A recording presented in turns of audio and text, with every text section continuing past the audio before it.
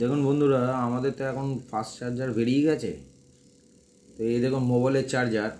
তো আমরা তো অনেক চার্জার কিনি, নতুন ফোন কিনি, তখন এই পুরনো চার্জারগুলো ফেলা যায়। এই দেখুন পুরনো চার্জারের মাইনাস প্লাসের লাইন নিয়েছি আমি, জ্যাকটাকে কেটে নিয়েছি।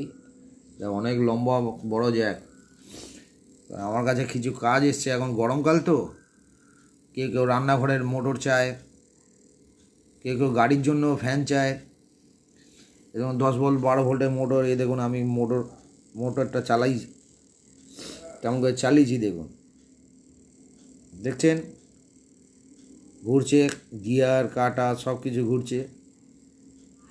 আমি রোটেশন দেখবো, পাখার রোটেশন থেকে এখানে একটা পাখা ফিট করব। ছোট ছোট পাখা মার্কেটে ব্লেডের বিক্রি হয়, কিনে এখানে লাগিয়ে দেবো, আরামসে হাওয়া খান। এটা 4.5 ভোল্ট।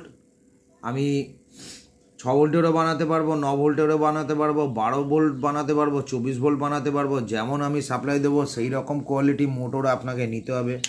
24 ভোল্টের মোটর যখন নিতে যাবো তখন তো আর এমনি মোটরে চলবে না 12 ভোল্টের, তখন এই রকম বড়, এত বড় 24 ভোল্টের মোটর আপনাকে কিনতে হবে।